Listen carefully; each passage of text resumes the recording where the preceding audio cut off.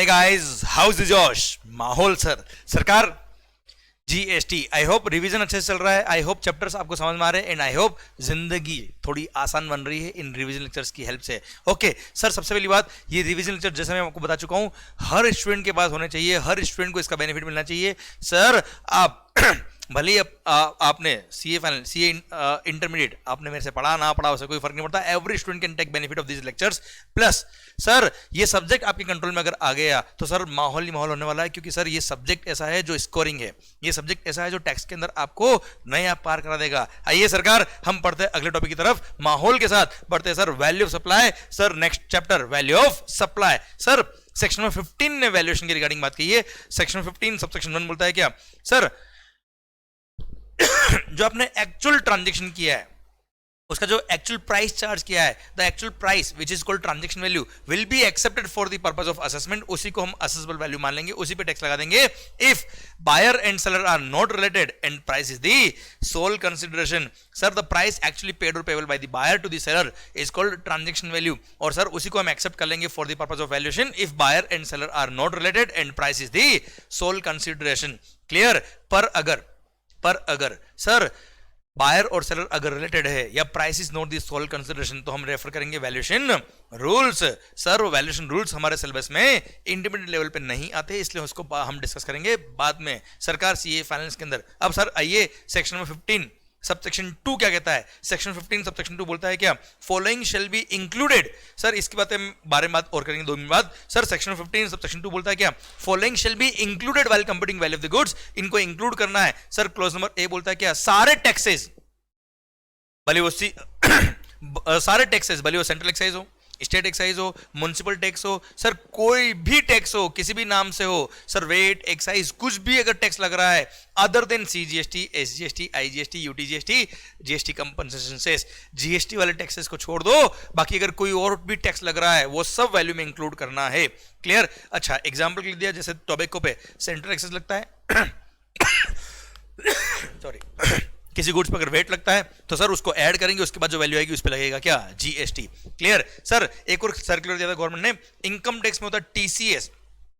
TCS is not a tax sir, it's not a levy of tax. Sir इसको value में include करने की जरूरत नहीं होती है। क्लियर? सर फिर आता है क्या सेक्शन 15 सबसेक्शन 2 क्लॉज में बी बोलता है क्या, अगर कोई सप्लाई, अगर कोई पेमेंट जो सर सप्लायर को करना था किसी थर्ड पर्सन को, कोई खर्चा to supply the goods service और बोथ, अगर कोई पेमेंट सप्लायर वो सपोज टू डू और अगर वो रेसिपिएंट ने डायरेक्टली थर्ड पर्सन को पे कर दिया हमारे बिहाफ पर, तो एक तरह से उसने हमको तो पे किया साहब, वो भी वैल्यू सप्लाई का पार्ट बन जाएगा। फॉर एग्जांपल मान लो मैंने कोई गुड्स आपको सप्लाई की जिसके अंदर मैंने जो कॉन्ट्रैक्ट किया वो एफओआर बेस पे किया, आपके घर तक डिलीवरी में दूंगा, वो कॉस्ट मेरा रहेगा वहां तक का। अब सर वहां तक डिलीवरी करने का काम मेरा, तभी जाके सप्लाई पूरा होगा। अब ट्रांसपोर्टर को मान लो ट्रांसपोर्ट के 1000 रुपए देने थे, वो सर वो देना मेरी जिम्मेदारी थी, पर डायरेक्ट कस्टमर ने उस ट्रांसपोर्टर को 1000 रुपए दे दिए मेरे बिहाफ पर, तो एक तरह से वो मेरे को दिए सर, एक तरह से वो भी वैल्यू का सप्लाई का पार्ट बनेगा। Payments made to third parties by the recipient on behalf of supplier in relation to supply.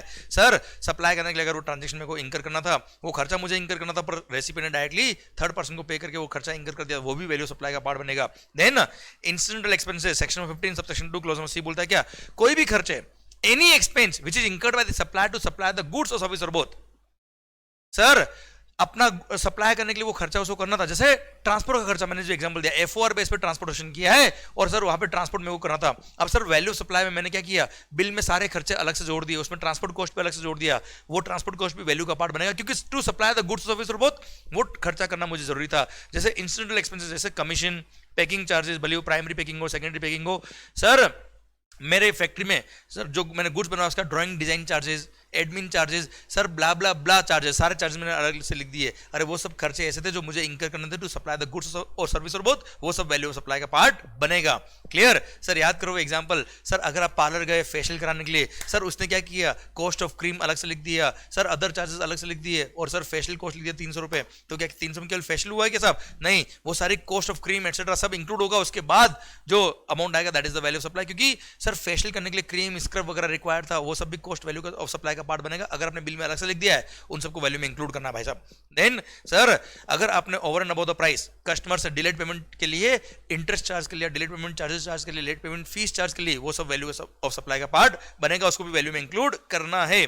Clear, done. उसके लिए क्या होगा, हम कस्टमर को अलग से डेबिट नोट या सप्लीमेंट्री इनवॉइस इशू करेंगे और उस डेबिट नोट पर जो जीएसटी लगेगा उसका क्रेडिट के लिए अगर वो एलिजिबल है कस्टमर तो क्रेडिट ले सकता है, कोई दिक्कत नहीं sir. Then subsidies section 15 subsection 2 clause number E बोलता है एनी सब्सिडी जो सप्लायर में हूं मान लो और मेरे को कोई सब्सिडी मिली है over and above the price which is directly linked with the price, subsidy which is directly linked with the price sir, और मेरे को सर वो सब्सिडी मिली है from a person other than central government और state government, तो ऐसे case में वो सब्सिडी भी वैल्यू का पार्ट बनेगा। सर ध्यान देना बेटा, for example sir 1 lakh was the original price, 1 lakh was the original price, due to subsidy sir 20,000 का मेरे को सब्सिडी मिलने वाला है इसलिए मैंने प्राइस कम कर दिया, 80,000 रुपए कर दिया। अब सब्सिडी दे रहा है मेरे को कौन, कोई होल्डिंग कंपनी दे रहा है या XYZ पर्सन कर रहा है। सिंस उस सब्सिडी की वजह से प्राइस अफेक्ट हुआ है, प्राइस कम हुआ है, तो subsidy is directly link with the price, तो वो सब्सिडी भी वैल्यू में इंक्लूड करेंगे और अल्टीमेटली मेरे को मिल कितना रहा है 80,000 तो ऐसे मिल रहा है, 20,000 सब्सिडी की फॉर्म में मिल रहा है, तो कुल मिला के 1 lakh is the value supply और 1 लाख पे जीएसटी लगेगा। पर अगर वो सब्सिडी मेरे को सेंट्रल गवर्नमेंट या स्टेट गवर्नमेंट ने दी है तो वैल्यू में इंक्लूड करने की जरूरत नहीं है।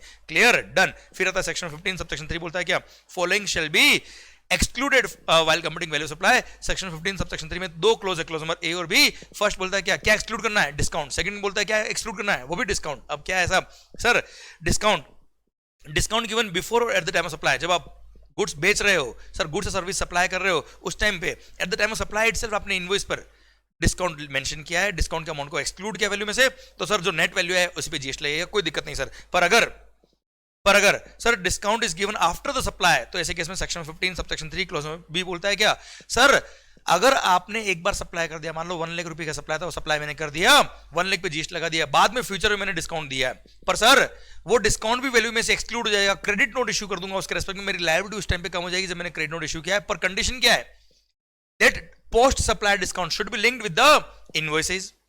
Second thing sir at the time of supply itself मेरे टर्म्स ऑफ द कॉन्ट्रैक्ट में या एग्रीमेंट में ऐसा होना चाहिए, लिखा हुआ होना चाहिए, मेंशन होना चाहिए कि ऐसा होने पे डिस्काउंट मिलेगा। क्लियर। एंड थर्ड सर जब मैंने डिस्काउंट दिया, मैंने उसके रेस्पेक्ट में जब क्रेडिट नोट इशू किया, मेरी लायबिलिटी कम हुई तो उतना proportionate input tax credit recipient ने रिवर्स किया होना चाहिए। अगर ये कंडीशन पूरी तो पोस्ट सप्लाई डिस्काउंट भी एक्सक्लूड हो जाएगा, कोई दिक्कत वाली बात नहीं साहब। क्लियर, ये था सेक्शन 15 सबसेक्शन 3। Clear, done. आइए सर अच्छा ये सर्कुलर पढ़ने से पहले एक बात और कर लेते हैं, चलो ये सर्कुलर पहले पढ़ते हैं फिर हम सेक्शन 15 सबसेक्शन 4 और 5 बात कर लेंगे।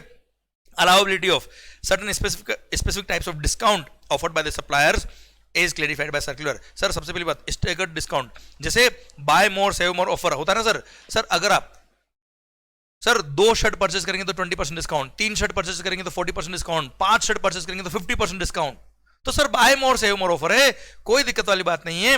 ऐसे केस में जो डिस्काउंट आपको दिया है वो वैल्यू में से एक्सक्लूड हो जाएगा और सर ऐसे केस में सर वो वैल्यू का पार्ट नहीं बनेगा, कोई दिक्कत वाली बात नहीं सर, क्योंकि eight the time of purchase itself आप क्या कर रहे हो, डिस्काउंट दे रहे हो सर, कोई टेंशन नहीं है। सेकंड पीरियोडिक और ईयर एंडिंग डिस्काउंट और वॉल्यूम डिस्काउंट, सर क्या होता है भाई साहब, मैंने आपको बोल दिया साल भर में अगर आप मेरे से 10 करोड़ का परचेज करोगे तो 10% डिस्काउंट, साल भर में अगर 15 करोड़ का परचेज करोगे तो 15% डिस्काउंट, साल भर में 20 करोड़ का परचेज करोगे तो 20% डिस्काउंट। पर सर साल भर में कितना परचेज करोगे कब पता पड़ेगा, साल के एंड में पता पड़ेगा सर, तो तब तक जब मैं नॉर्मल बिल इशू करूं उसमें पूरा वैल्यू मैंने चार्ज किया होगा, ईयर एंड में पता पड़ा कि इतना होने पर डिस्काउंट मिल रहा है, ऐसे केस में मैं क्या करूंगा, क्रेडिट नोट इशू करूंगा। और yes sir since at the time of supply itself condition बता दी कि ऐसा होने पर डिस्काउंट मिलेगा और मैंने जब क्रेडिट नोट इशू करूं तो it should be link with the invoices, और सर जितना मैंने क्रेडिट नोट के रेस्पेक्ट में क्रेडिट नोट इशू करके मेरी लायबिलिटी जो कम हुई है उतना प्रोपोर्शन आईटीसी रेसिपिएंट ने रिवर्स कर दिया होना चाहिए। ये बिल्कुल सेक्शन 15 सबसेक्शन 3 क्लोज बी में फिट बैठता है और वैल्यू में से एक्सक्लूड कर दिया जाएगा, क्रेडिट नोट इशू करके लायबिलिटी कम हो जाएगी साहब। Then sir secondary discount, sir मैंने एडोक डिस्काउंट दिया है, सर ईयर एंड में मैंने देखा आपकी परफॉर्मेंस अच्छी है, मैंने डिस्काउंट दे दिया, ऐसा कोई eight the time of supply define नहीं था कि ऐसा होने पर डिस्काउंट मिलने वाला है, ऐसे ही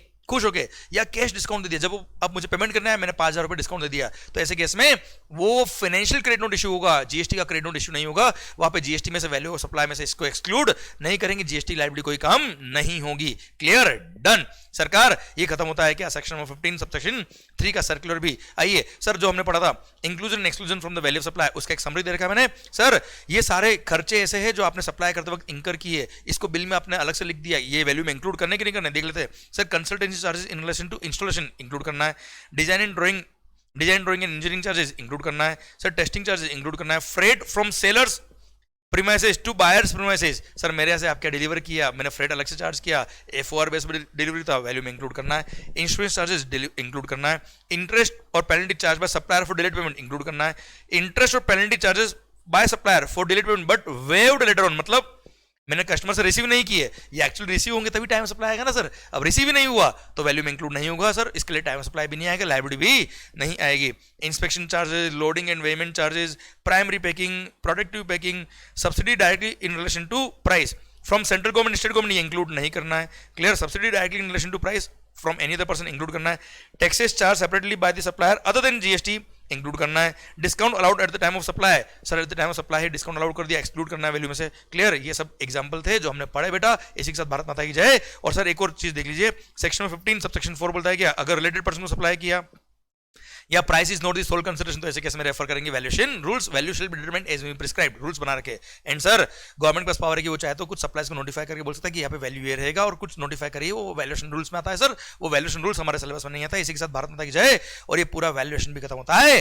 अब बस सर जोश हाई होना चाहिए, हाउ इज द जोश हाई सर, माहौल बनना चाहिए आपके इन पे, पढ़ो पूरी एनर्जी से पढ़ो, खुश होकर पढ़ो। और हाँ मुझे पता है आप खुश होकर तभी पढ़ेंगे जब आपका मन लग रहा है पढ़ाई में। मन कब लग रहा है, जब सब पूरी दुनियादारी छोड़ छोड़ के आप केवल और केवल क्या कर रहे हो, पढ़ाई पे ध्यान दे रहे हो। सर डेफिनेटली भगवान भी ऊपर से देख रहा है कि ये अगर आप सच्ची मेहनत कर रहे हो, दिल से मेहनत कर रहे हो, मोबाइल बिल्कुल दूर होना चाहिए, बिल्कुल भी डिस्ट्रक्शन नहीं होना चाहिए, 100% कॉन्सेंट्रेशन होना चाहिए।